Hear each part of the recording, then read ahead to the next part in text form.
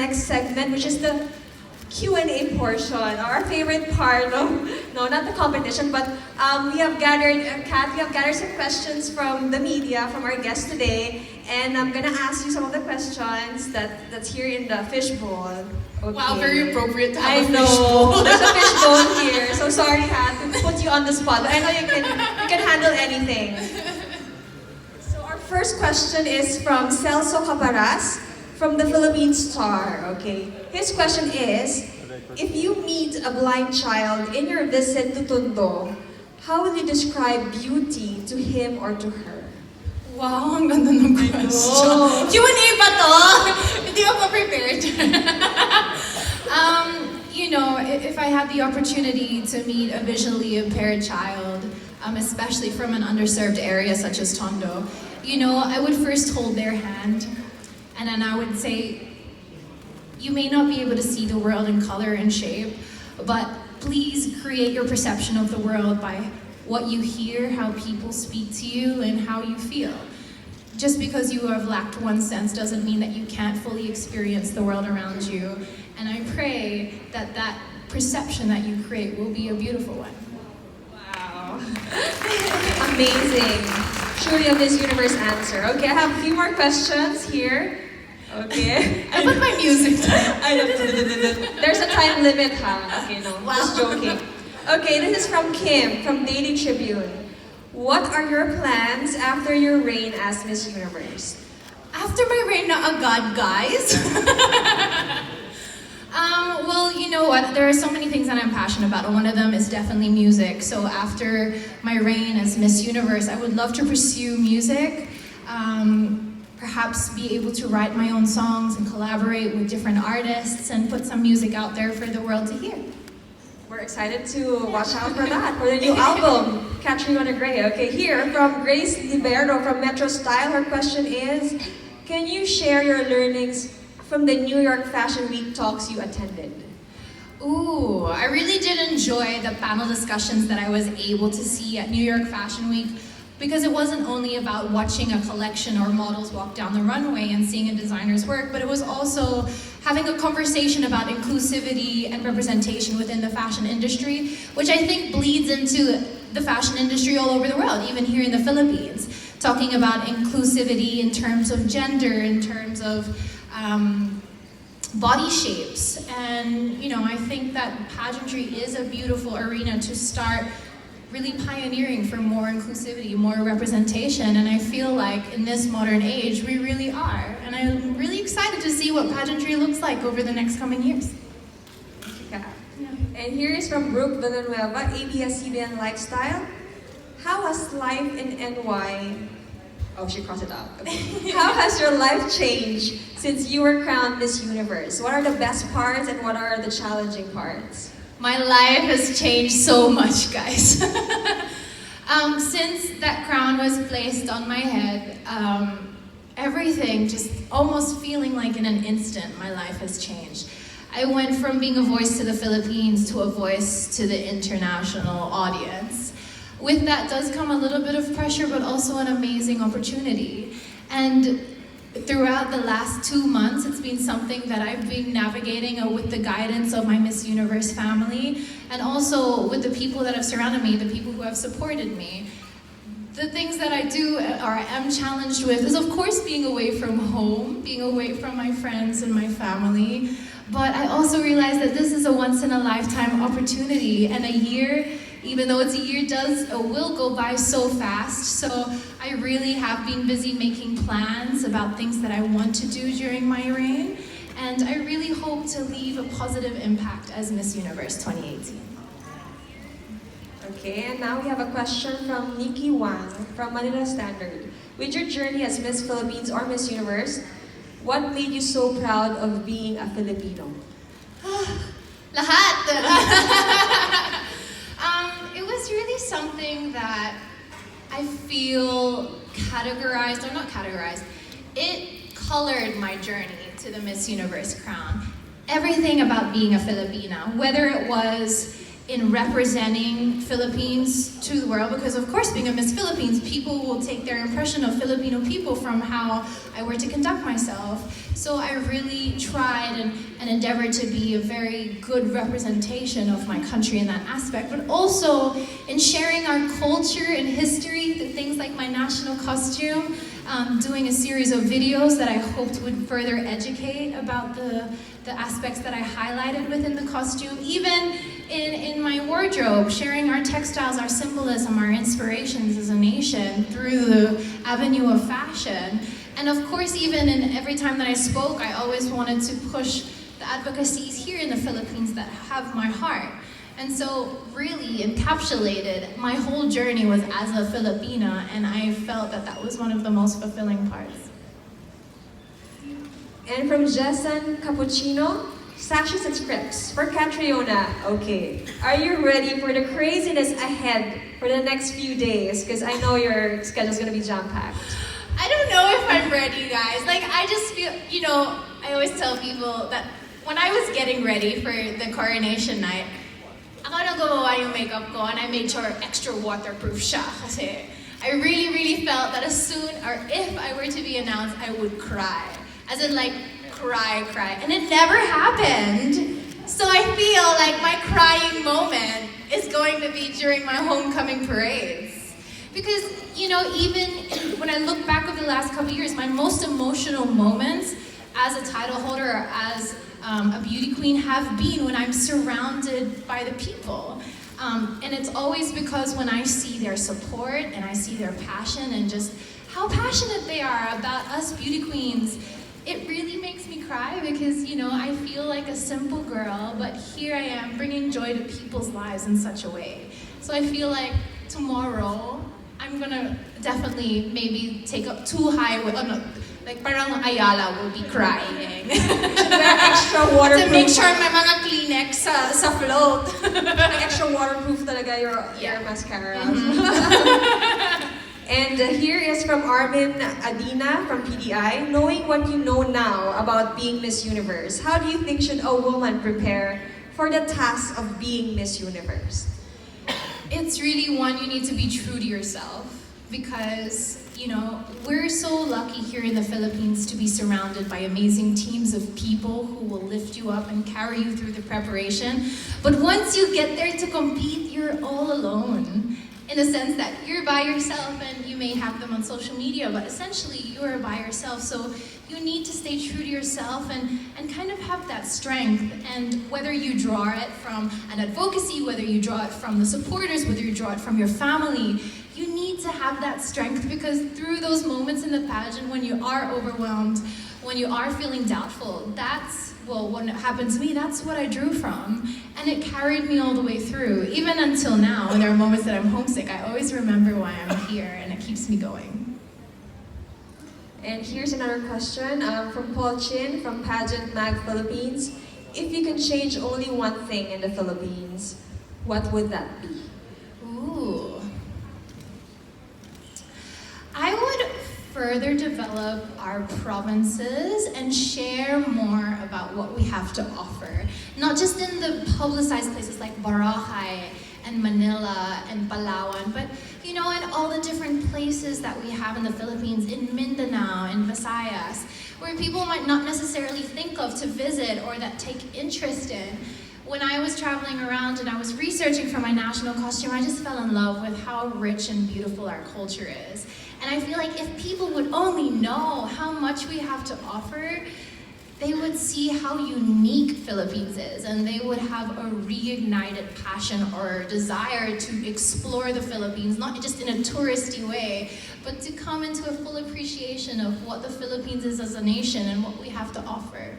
That is true. Mm-mm. And here's another question. It's from Eton Concepcion of UNTV. Among your many advocacies as Miss Universe, which among them are included in your grand homecoming itineraries and why?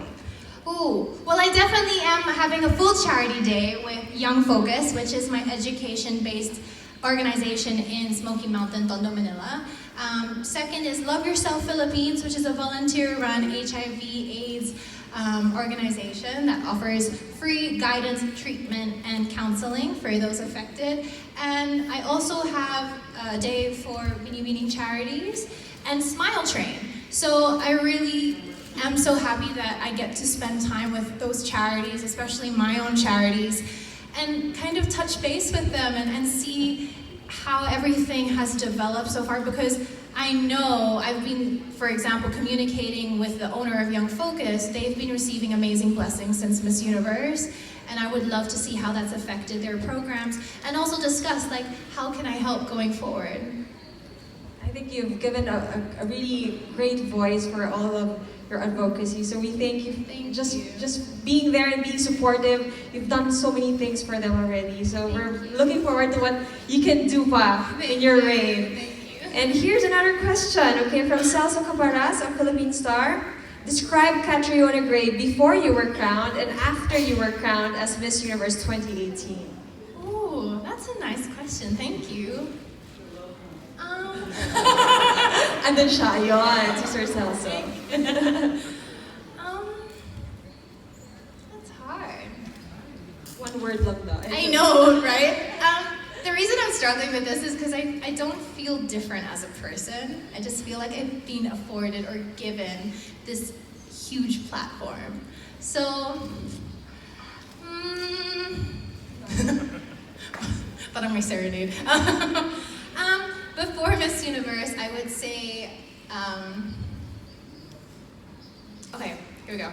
I would say driven, because up until the very last moment, like, I won't say that I was so competitive that I lost the heart of why I was there, but I really was focused. You can ask my team. Like, I really, really focused talaga. That's just the person that I am. But then after Miss Universe, it was more like the feeling of, I've been given so much, now I have a responsibility. Even though I have a responsibility as a Miss Philippines, but now during my reign, it represents so much more than just being Miss Universe. It's like, what can I do as a Miss Universe? So, driven and responsibility. Thank you for that question. But I like that question, thank you. And here, you were singing a while ago, so this question is from Robert Raquintina from Manila Bulletin. Will you pursue Broadway or Hollywood after your stint as Miss Universe? Why not? Why not? If the opportunity is there, why not? I'm really, really open to any opportunity that might come my way. Okay. Especially Broadway. You guys know I love Broadway. Okay, wait. I'm just filtering out kasi the other questions are the same. So, I'm just no favoritism here, okay? Okay, from Adam Janata from Sash Factor. Your tourism videos featuring the sights and sounds of our country were a big hit before leaving for Miss Universe. How do you feel if you are appointed by DOT as their newest ambassador for their newest tourism programs? Ooh.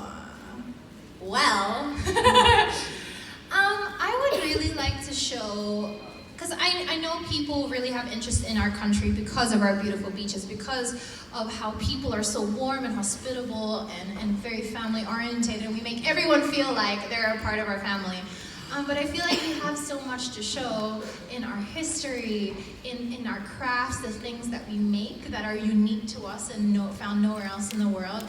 And I feel like I would sell it or present it in a way where I would encourage people to have their own adventure in the Philippines and not take the beaten path, but kind of go off the trail and have their own unique experience of different places in the Philippines and come back with a unique experience that they could share. And then, you know, maybe with a collective conversation, you know, people would find out things about the Philippines that other people would never know. Is there a particular like place that you feel like it's not really like a tourism place, but like people should be able to visit the Mindanao. Well, I know there's a lot of hesitancy, especially when I was abroad, and people are quite hesitant about Mindanao because of recent news. But although it should take proper precautions in the certain areas, there's such a beautifully rich culture in Mindanao that I think people don't see because it's overshadowed by all of this negativity. But if only it could be shared with the world. It's such a beautifully unique aspect of Philippines. And I feel like it's such a pity that it's going unnoticed.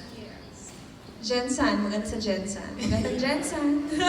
Nag-promote. Okay, here, I'm sure a lot of people are curious about the moment, the crowning moment in Miss Universe. So, you and Miss South Africa were holding hands. What were you saying to each other while waiting for the announcement? I've been asked this so many times, and I can only imagine how many people have like tried to read lips, like replaying and reading lips.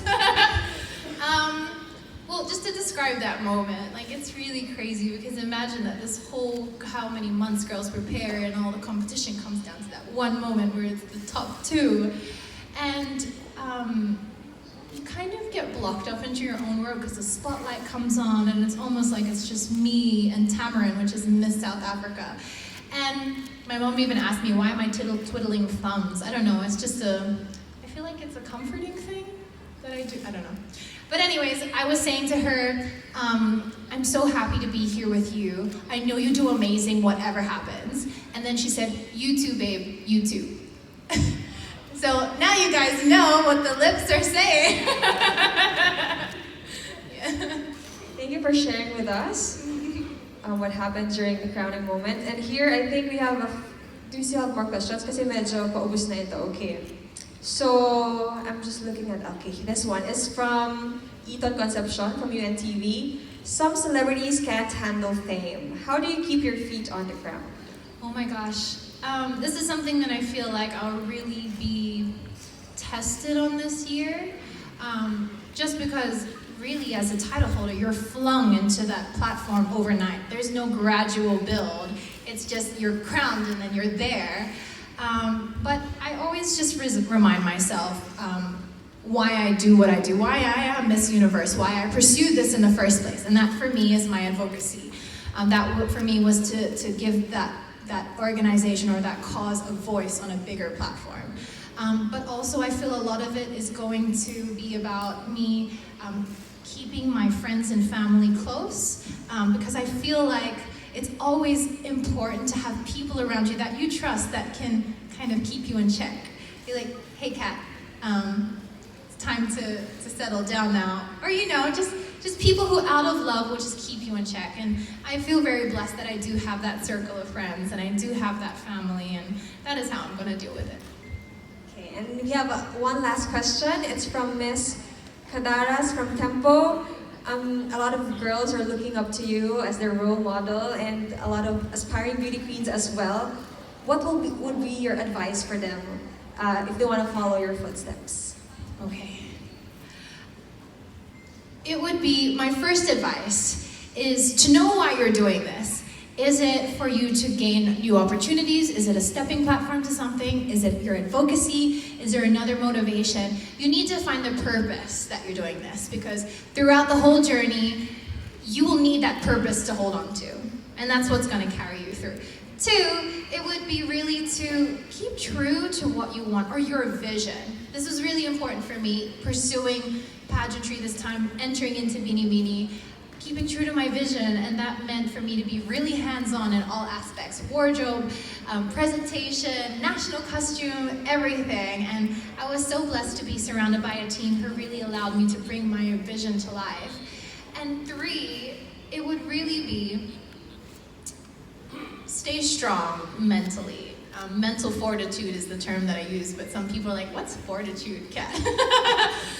Mental fortitude just means that, especially being a Filipina or a Filipino beauty queen, being from one of the biggest social media using nations in the world, you will be bombarded on social media, good and bad, and that's just a part of it. That's a part of the arena that we're in. But you need to be strong in your mind to know how to filter or how to not let it affect you or get you down to the extent that you're hindering pursuing your dream. So it would be those three things. Okay, thank you very much, Kat. And before we proceed with the photo op, may we ask you to invite everyone to join you with your